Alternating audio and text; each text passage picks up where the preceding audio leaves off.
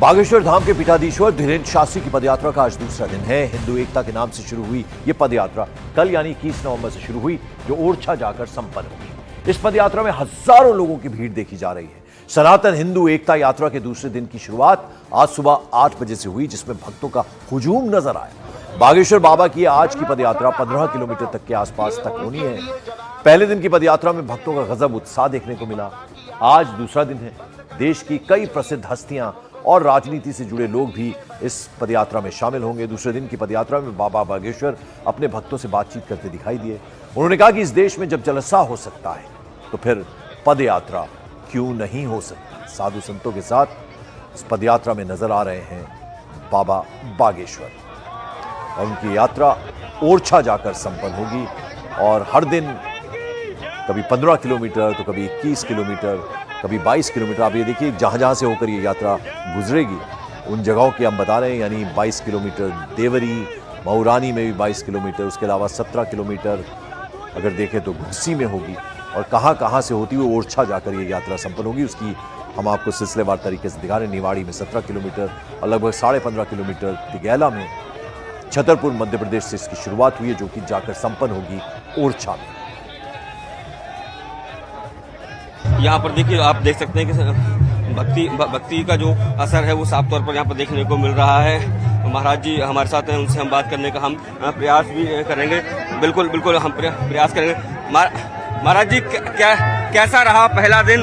काफी लंबा दिन अद्भुत था, एक अनूठा और नया प्रयोग था और भारत के हिंदुओं में नया उबाल आ रहा। पर 100 करोड़ हिंदू वाले देश में हम 1 करोड़ हिंदुओं को जगाने के लिए रोडों पर चाहते हैं, तभी हमारा मकसद पूर्ण हो पाएगा। 100 करोड़ हिंदुओं में 1 करोड़ हिंदू भी अगर सड़क पर आ जाएंगे, इस देश में नया इतिहास लिखा जाएगा, इस देश में नई क्रांति होगी, इस देश में हिंदुओं को डराने और धमकाने वालों की दुकानें बंद होंगी। आप मैं देख रहा हूँ कि बहुत सारे लोग ऐसे अपने घरों की शादियां छोड़कर यहाँ पहुंचे हुए हैं। हाँ, अभी एक लोग आए हैं जो घर का विवाह छोड़ करके शादियां छोड़।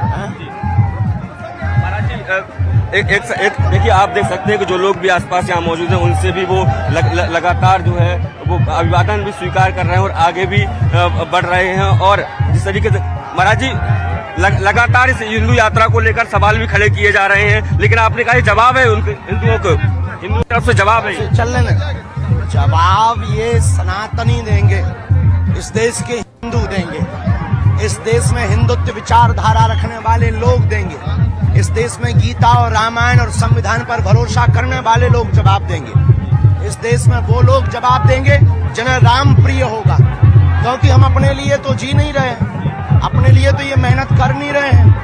ना तो हमें राजनीति में जाना है, ना किसी राजनीति में का सपोर्ट करना है पार्टी का। इस देश के लोग जिनका जमीर जिंदा होगा वो जवाब देंगे। महाराज देखने में आ रहा है हिंदू आबादी लगातार घट रही है, हिंदू आबादी लगातार घट रही है, वो उसको लेकर किस तरह का चिंतन आपका? ये बहुत चिंतनीय विषय है। उनकी आबादी बढ़ रही है, अपनी घट रही है। हिंदुओं को 2 बच्चों पर ही निर्भर नहीं रहना चाहिए, ज्यादा बच्चे पैदा करने चाहिए।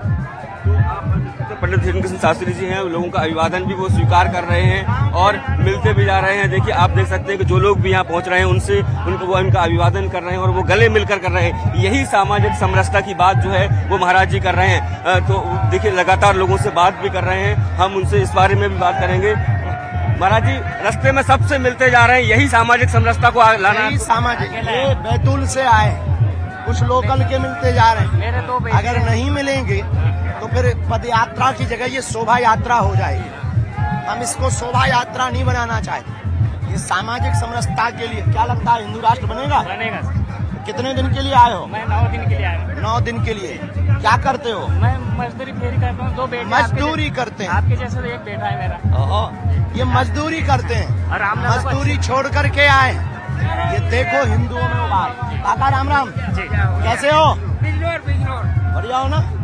ये मजदूरी छोड़ करके आए हैं एक आवाहन पर, एक उद्बोधन पर। निश्चित रूप से ये हिंदू जगत में खेती बाड़ी न देख सकते हैं कि तमाम जो लोग हैं जो रास्ते में मिल रहे हैं महाराज जी उनका अभिवादन स्वीकार कर रहे हैं, उनसे मेल मुलाकात कर रहे हैं और कह रहे हैं कि यही सामाजिक समरसता लाने के लिए उस यात्रा को निकाल रहे हैं और बड़ी संख्या में देश विदेश के जो भक्त हैं वो यहाँ पहुंच रहे हैं और बता रहे हैं कि हिंदू एकता आकर रहेगी। कैमरामैन अजय तंवर के साथ शैलेंद्र सिंह, न्यूज 18 बागेश्वर धाम। तो बाबा बागेश्वर की सनातन हिंदू एकता यात्रा पर कांग्रेस के राज्यसभा सांसद और सुप्रीम कोर्ट के जाने माने वकील विवेक तनखा ने क्या कहा, जरा आपको सुनवा। सर, ये जो मतलब बागेश्वर धाम की आज से यात्रा शुरू हो गई, हिंदू एकता, सनातन हिंदू एकता यात्रा। देखिए, बागेश्वर धाम जी जो शास्त्री जी, ये तो उनकी स्वेच्छा है, वो एक संत है, वो जो जैसी यात्रा करना चाहे जरूर करें। मेरे को खाली एक इसमें पीड़ा होती है जब पॉलिटिकल पार्टीज इन संतों की यात्राओं का मिसयूज करती हैं और उसको अपने उद्देश्यों की आइडियोलॉजी के साथ जोड़ती है, वो गलत है।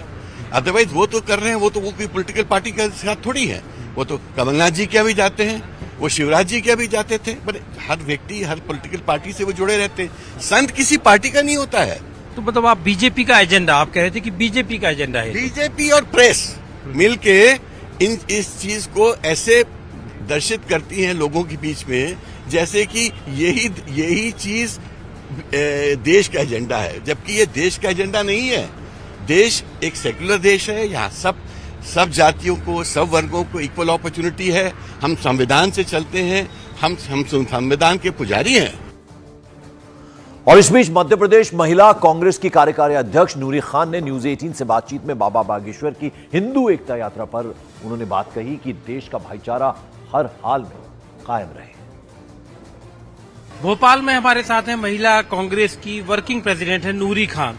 बड़ा मतलब ये हो रहा है कि अभी मुख्यमंत्री ने बोला कि भाई आपकी पार्टी जो कहती है ना कि बागेश्वर धाम की जो सनातन हिंदू एकता यात्रा है, वो कह रहे हैं ये बीजेपी का एजेंडा है। आपकी पार्टी कहती है। देखिए, मुख्यमंत्री क्या कहते हैं और क्या नहीं कहते हैं, पहली बात तो ये कि वो उज्जैन की महाकाल नगरी से जहाँ पर सिंहस्थ लगता है, और अगर वो कट्टर हिंदू की बात करते हैं तो सिंहस्थ में जो महाघोटाला हुआ था आज तक उन्हें कोई सजा नहीं मिली है। और जो शिप्रा का से जो अवैध उत्खनन की बात हो या शिप्रा में 16 गंदे नाले मिल रहे हों, तो उसका निराकरण आज तक मुख्यमंत्री जी नहीं कर पाए हैं। तो ये क्या कहते हैं हिंदुत्व के मुद्दे पर, इनका जो कथनी और करनी है वो साफ नजर आती है। मुझे बागेश्वर धाम का नाम लेकर या कुछ भी कहने की जरूरत नहीं है। तो बागेश्वर धाम की हिंदू एकता जो यात्रा है उसको लेके आप क्या सोचती हो? वो निकाल रहे हैं 160 किलोमीटर की यात्रा निकाल रहे हैं, छतरपुर से लेके सीधा ओरछा में राम राजा के दरबार तक। देखिए, किसी भी यात्रा का मैं विरोध नहीं करती हूँ। धार्मिक आस्था है, यात्राएं होनी चाहिए, दिल जिंदा रहना चाहिए, लेकिन भाईचारा जो है इस देश का और मध्य प्रदेश का वो भी कायम रहना चाहिए। और बाबा